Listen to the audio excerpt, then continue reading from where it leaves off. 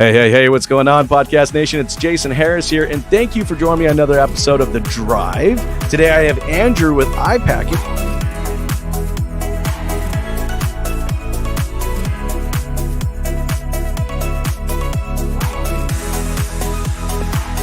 Andrew, what's up, man? How you doing? What's going on, man? I'm great.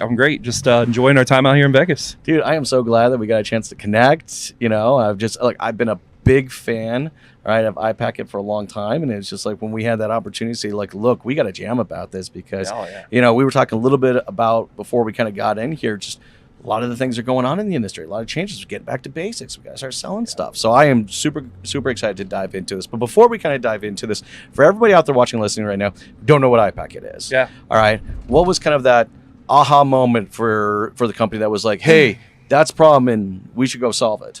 Yeah, so, I mean, if you think about it, for years and years, people have built evidence manuals, worry-free folders, value folders, mostly on certifieds because the manufacturer saw the value there of, hey, we have to educate a shopper why a certified's different, right? So they built the paper packets for years. The problem with paper packets, you were a dealer principal, nobody wants to put those together. No. Not only that, but how many times would a salesperson get up and go get the packet? How many times will they forget to put it back? So now you're going to make a brand new one. Or keep it updated. Definitely get lost all the time. Yes. Yeah, all the bad logistics that go along with paper packets.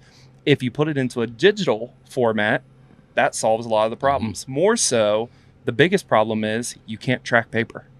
That's true. Like if it's out there, like, you know, if I make a copy of it and I give it to the customer, which you know, we did that at our dealership because it was valuable. Because it was very valuable information. I don't know what the hell happened to it after I left the dealership. Right. I mean, how many times would you go out to appraise a car? I mean, I did. How many times you got to appraise a car and you see a stack of papers just laying in the car?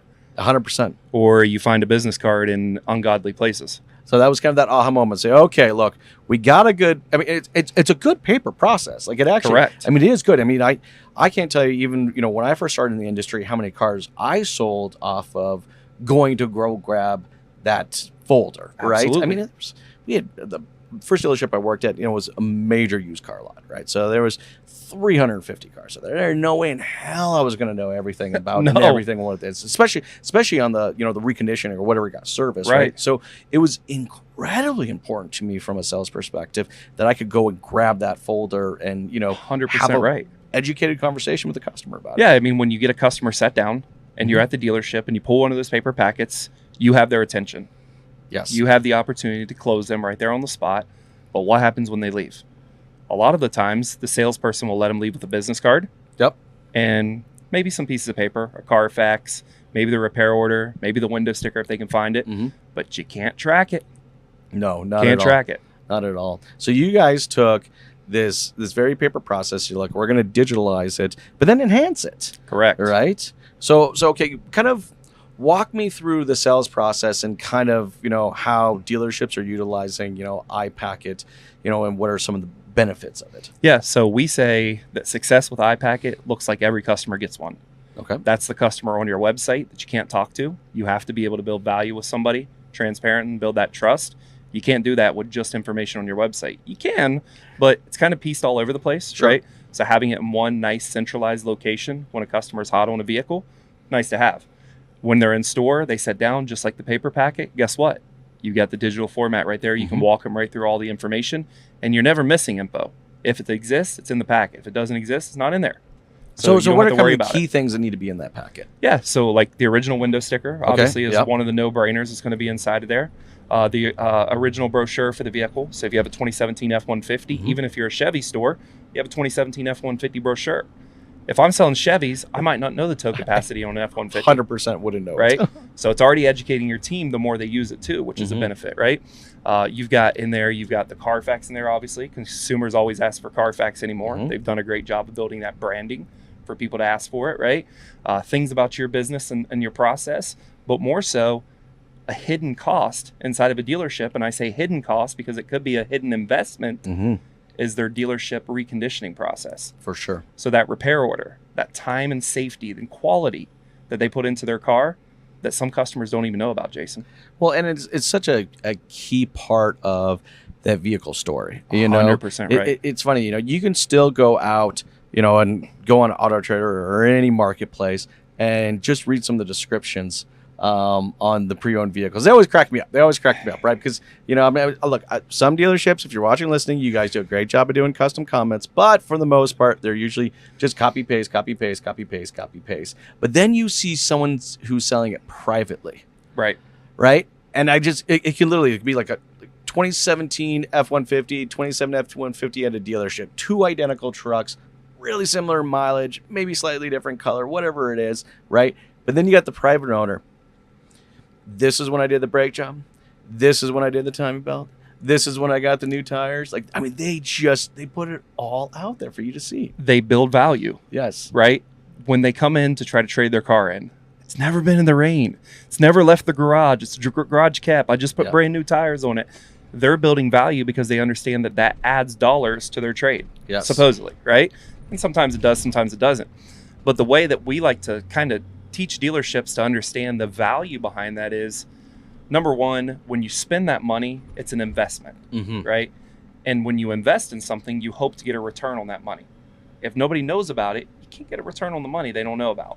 Number two, if you're selling your house tomorrow and you put a brand new kitchen in, you redo all the bathrooms. Yeah, you highlight it pretty big. Yep.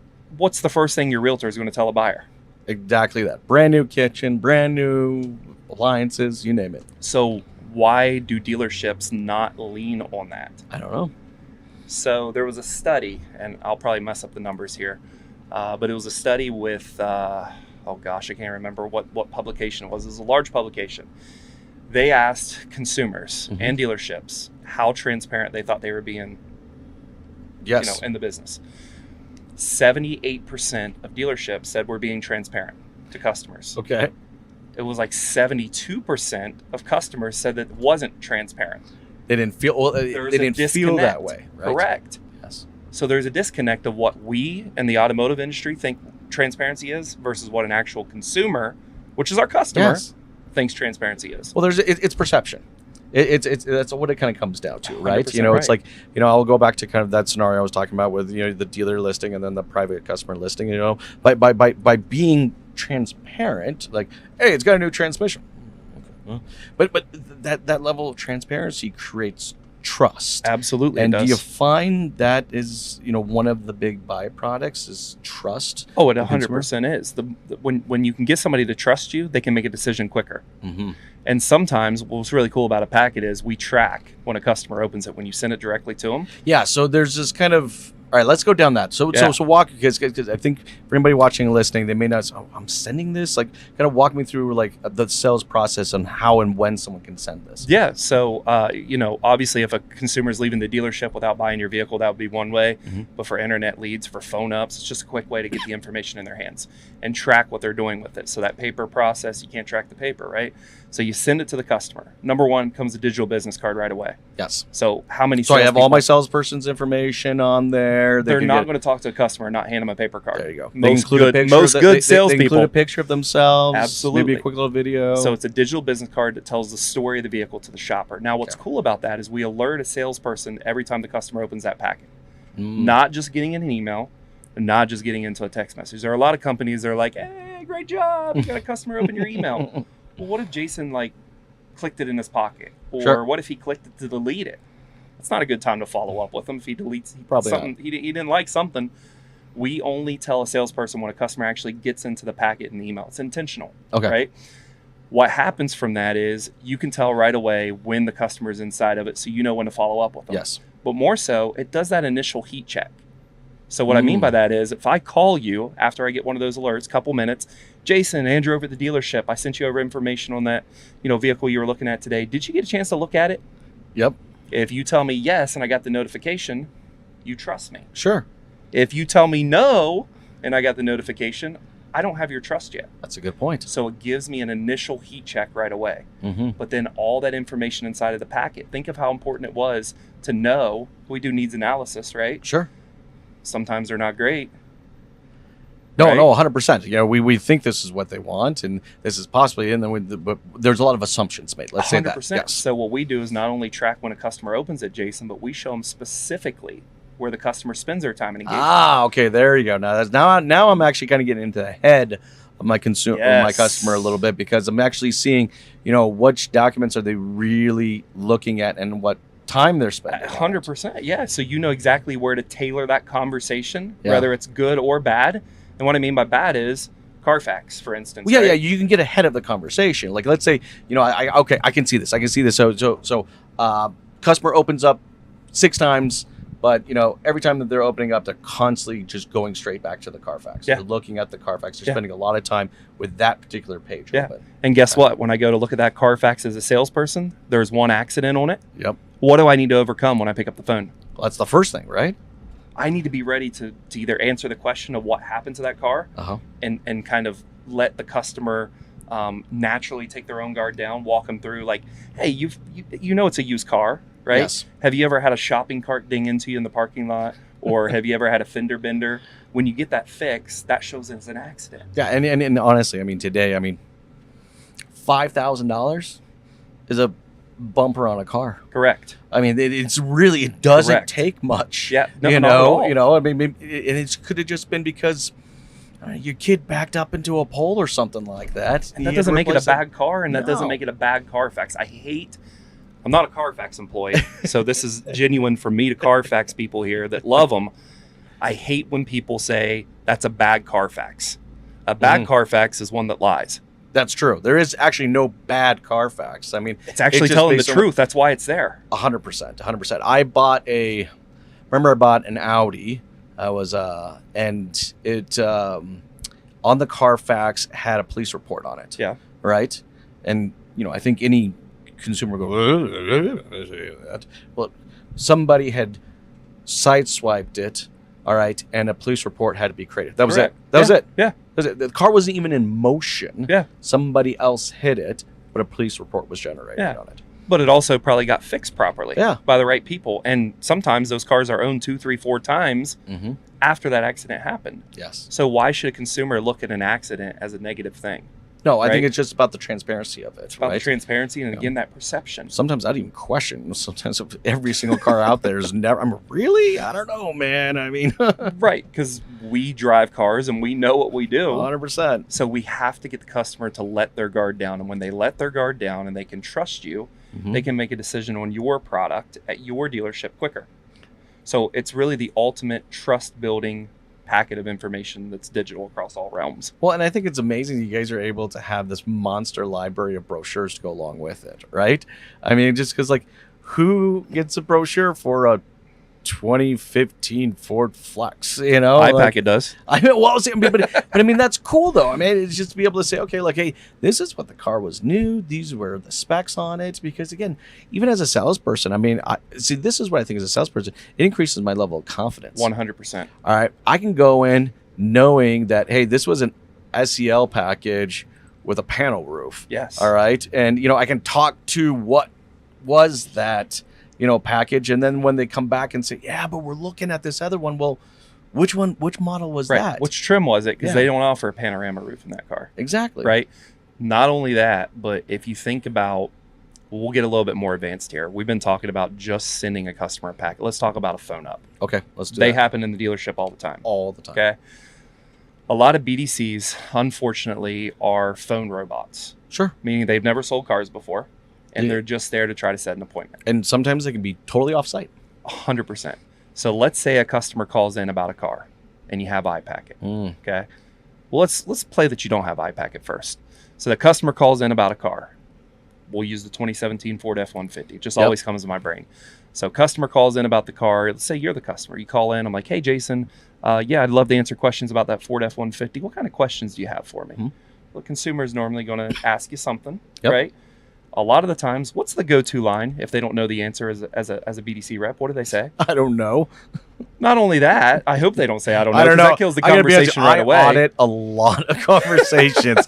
And I'm going to tell you would be surprised how many times the response is, okay, so we got to get back to trading right away. But a lot of the times, at least in my experience, a lot of the times it was like, hey, Jason, I know that's an important question to you. I want to find the answer for you. Can I give you a call back? That's the proper answer.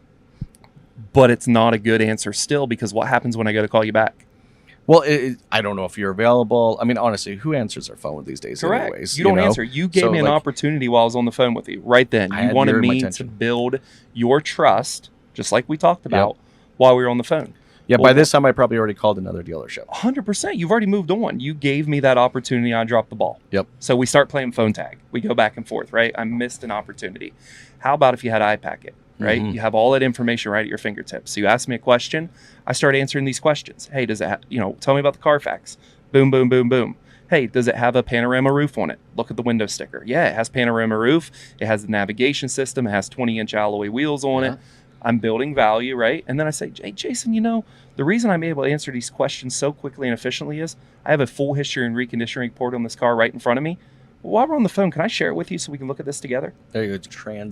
Over the conversation. We take a verbal conversation and we turn it into a visual presentation where you're going back and forth with the consumer on the phone. How much trust did I just build with that consumer? Yeah, because I can now email it to them and actually review it with them in real time. While we're right on the phone. That's awesome. So if you hang up the phone and you try to call another dealership and you don't get that experience, who looks like the rock star that you're going to come back to?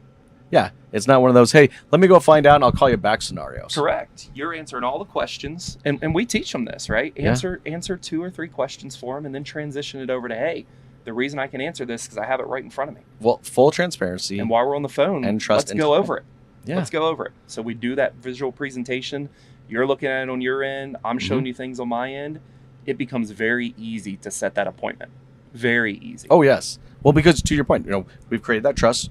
We've shown them transparency, right? We have this very documented story. Yes. And I say a story, because I think even the information inside the iPack needs to come out in the format of a story. 100%. Consumers buy into the story of a product before they buy into the product itself. Yes. But, you guys are arming them with the information to do this. And this kind of goes back to one of the conversations we were having kind of earlier before we jumped in the van was, training your team to be able to be storytellers again. Absolutely. Yeah, just transitioning from, hey, yeah, we have that car. It's priced at $25,500. Do you want to buy it? How do we make this deal come together? The first thing you're going to say as a consumer is, can you discount it? Yeah. You want to build value. We call it the pre-number process. The battle for growth starts when? When do you think the battle for growth starts with a consumer? The second we get into a conversation. The second you meet them. They're already thinking, how can I get a discount on this car? Because that's what they're known to do. Right? No, and honestly, that's for the most part, salespeople do exactly that. Correct. Because you see it as a buying signal. So it's like, oh, I'm going to skip this. I don't need to know the story. They want to buy, so let me go straight to the negotiation process. And a lot of these people are commission based. So I bet you if they learned a better way to make money, they'd be okay with that, right? 100%. I like that you're bringing this up because I do think that there are some amazing operators out there watching and listening that do a great job of this, right? Of, really building the value before you get into negotiation process, but it's a training thing. It is. It's just like I don't see a lot of that happening right now, even though there are some great salespeople out there. Yeah. Yeah. I think one thing that you have to understand is even if you're one of the best operators, they can't be at every salesperson's desk throughout the day. So that's a great point. Standardization. Yes. Right. What I have in the packet is what the customer is going to see at every intersection of communication. Yes. So my salesperson is going to review it in store the exact way I want them to see it. My consumer is going to see it on my website the exact way I want them to see it. Yeah, because there's a lead generation portion that we really haven't kind of talked about. I wanted to dive in a little bit of that because, there's kind of a branding element that kind of goes along with this, right? Because look, not every dealership is willing to offer this level of transparency. Sure. So do you find that dealerships are really kind of embracing the branding, opportunity of being transparent utilizing iPacket? Oh yeah, absolutely. We're not a lead provider. Yes. I would never talk to a dealer and say I'm going to provide you leads. Not intentionally. Correct. But yes. So we're not sending you leads. I'm not guaranteeing you we're going to send leads. But if you think about, I think they said that, I think it was Cox came out with a study, Jason. They said that out of 10,000 customers that visit a website, only 2.5% of them convert into an actual lead. For sure. So there's a lot of people that bounce from website to website to website before they finally submit a lead. But think of the purpose of why they're doing that. Because they're trying to find information that makes them exactly. They're trying to find information good. Well, they're not getting their question answered. Hence, they will continue. I mean, 14 hours we're all that they're researching. Yeah. We're going to do the same crap. Yeah. If I can't find out why this, Sony audio system's better than, this Yamaha one, then I'm just going to go to another website until I ultimately end up finding. I'm going to start searching for the answer myself. Yes. And that is the problem. And really where that lead generation you talk about kind of comes from is we give that consumer the ability to research on your website and keep it sticky on your website. So when they get to a VDP, that means they like that car, right? Of course. So once they get to that VDP, let's keep them locked on your vehicle. It's like selling in person.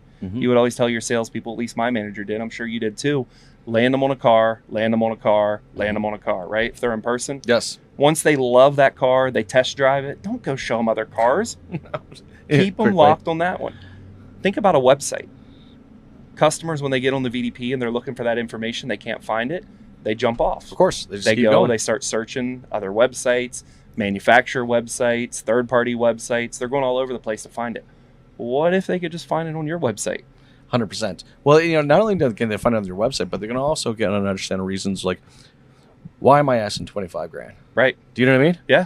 Like, I mean, I don't think we ever do a great, I think there are some great operators that do a good job of answering. This is why we're asking $25,000 for this car. I only get that bits a piece of information when I get into the dealership. Correct. Sometimes. You treat that customer that walks through the door as gold. Yes. When you already have that prospecting gold on your website that you never get a chance to meet. And there's only one way to build trust and value with somebody you never meet. Provide them with more information.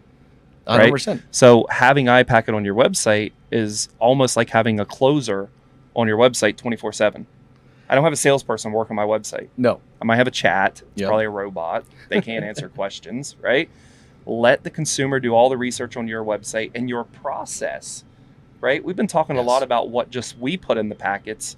We're also able to custom tailor these to your processes. Okay, let's talk a little bit about that, though. Give me an example. Well, so, if you're, I'll go back to the store that I used to sell for. So just specific on new cars with this one exactly, but we were a Toyota store and we had a lifetime powertrain warranty we offered on our new Toyotas. There you go. Obviously, it wasn't on hybrids and certain cars and whatnot, right?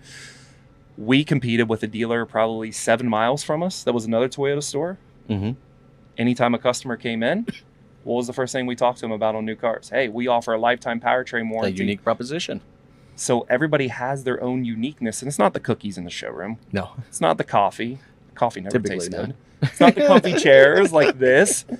Your value proposition are the things that you offer the consumer that's part of your process. So we can put those in the packet. So again, like back to that Toyota story, if I'm building my new car packets for that dealership, I'm putting in the lifetime powertrain warranty so they can see that. Well, and that's huge. It's because, to your point, it's not necessarily what we do, but why we do it the way we do it. 100%. That why buy. That why buy. Man, I've seen some amazing why buys, and then I've seen some, it's called some amazing attempts. That's why I said, we have fresh cookies. We have day-old coffee.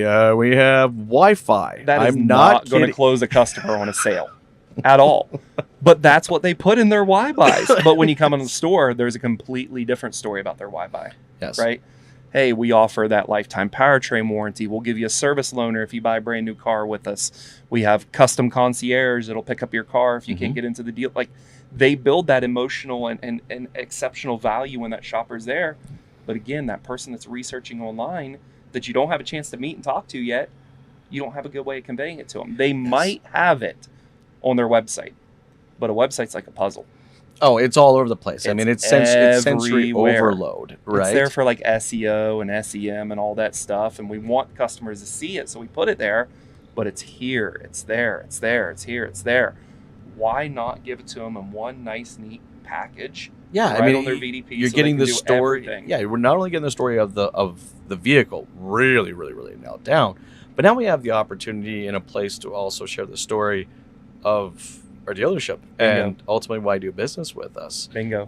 And I think it's probably a great place to to put personalized information about the owners and just their commitment to the community and stuff like that. And just say like they're not just a part of the community, they're actually in the community, right? And I appreciate stuff like that. Look, I'm trying to think there are brands that I have connected with many, many, many years, right? Mm-hmm. Like, and I don't even think twice about it, right? It's like, if I'm going to go get a steak, this is where I'm going to go get a steak. Because you know what experience you're going to get. 100%. I know, and it's consistent, right? And but there's also this level of just, and they verbalize the commitment to the quality. 100%. Chick-fil-A. Yeah, right. I mean, come on, look at it.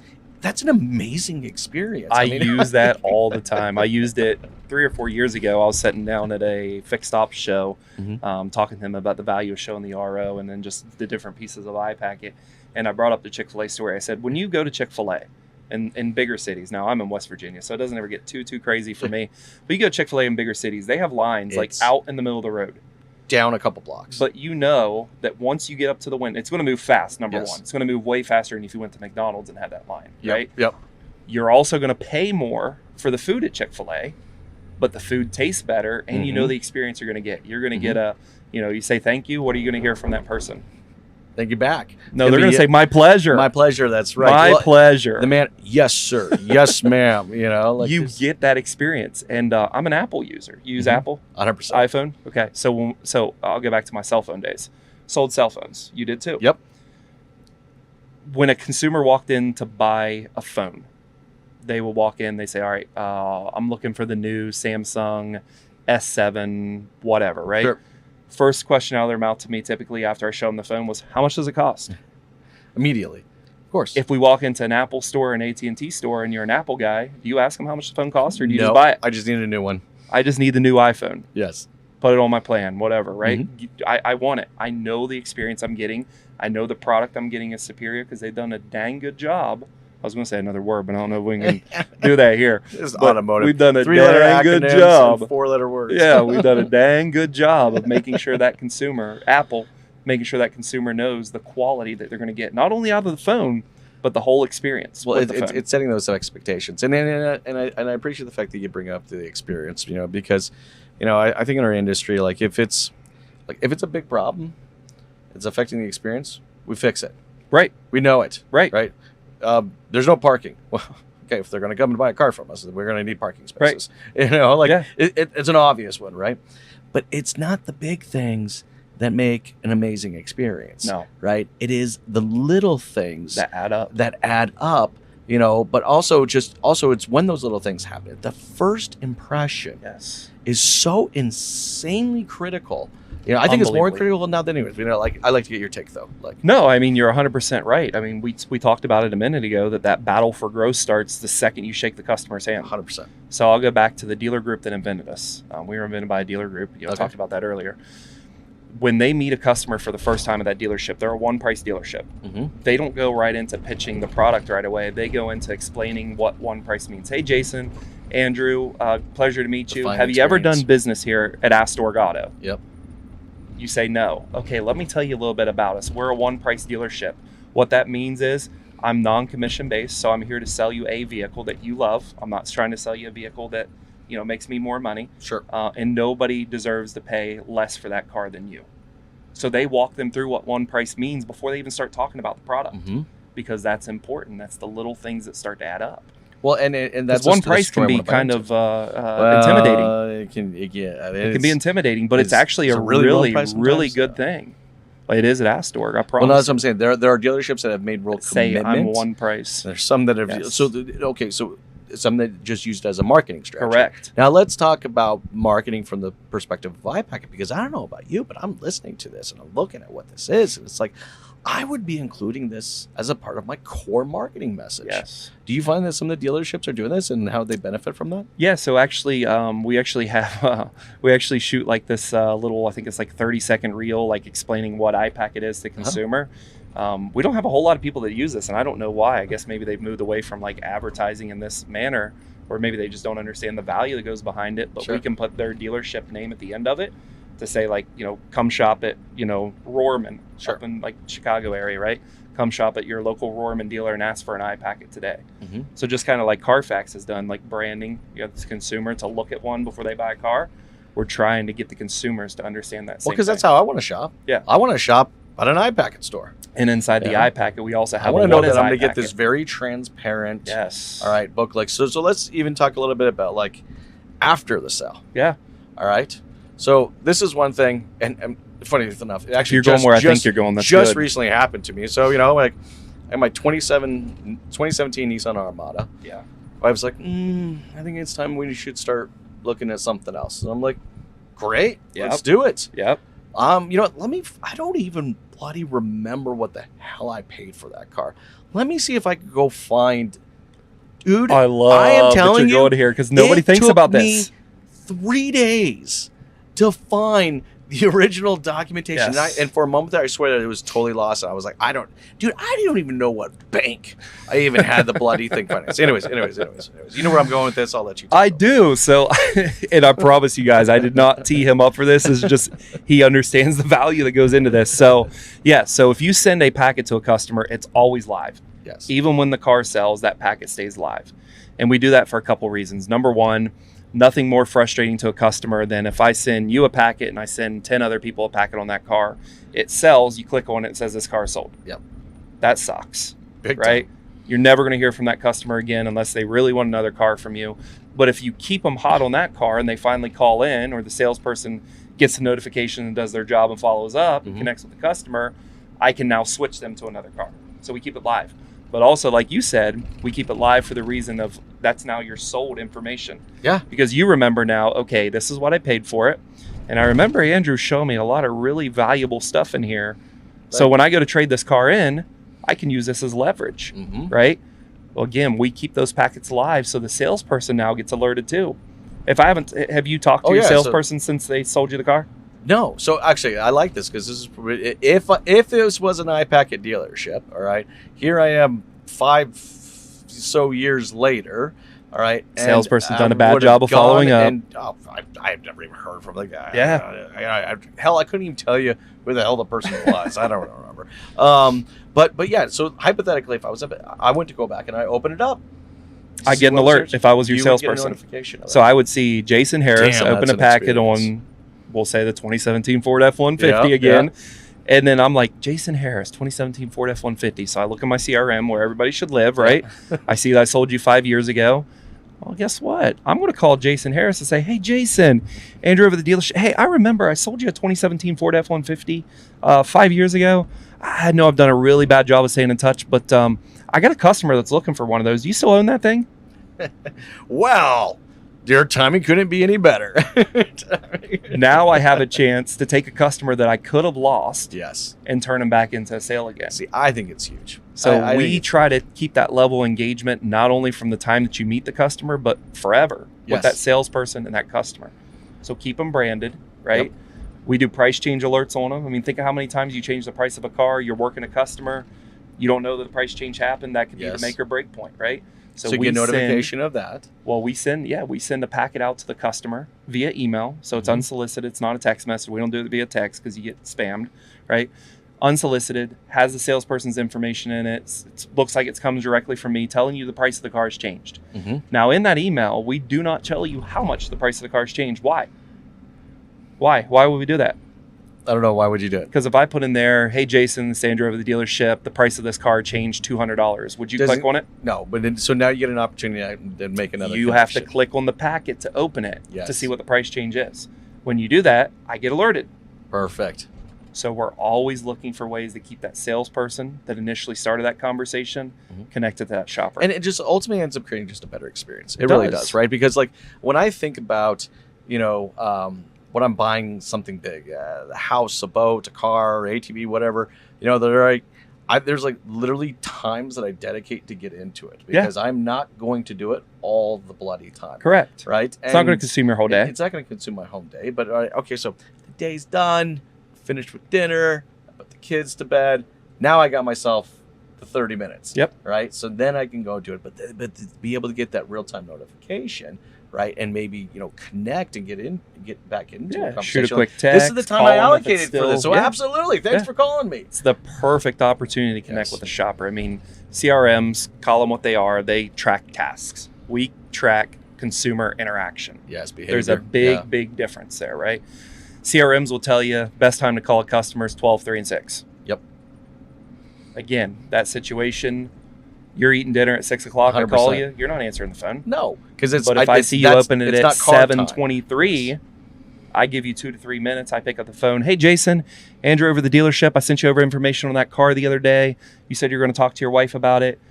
Just by chance, I just got off of a test drive, had a couple minutes. Did you get a chance to look at that? Yeah. And you're over here like, dude, I'm actually sitting down with my wife right now talking about this. Man, uncanny timing, Jason. I mean, if you have a couple minutes, I'd love to answer any questions you guys have. Absolutely. So it gives them real-time notifications to know it's time to spring into action. And that creates that experience. It creates that transparency, right? And then it's just, and it creates a consistent path of connection at meaningful times. Absolutely. Right? Look, Andrew, I know we're getting towards the tail end of our time today. Now we can easily continue to jump this because it's one of my favorite subjects. Well, because it enhances the experience in such a huge way, right? But before I let you go, everybody out there watching, listening right now, love to connect with you and learn more about iPacket. Yeah. What's the easiest way to do so? Yeah, so easy. iPacket.us is our website. We've got an incredible team that takes care of you not only from the time that we meet you and talk to you guys, but also once you guys become partners. We hold an industry average of about a 96+% retention rate over 12 years. Wow. That doesn't happen by choice. Or by chance, I should say. It happens by choice.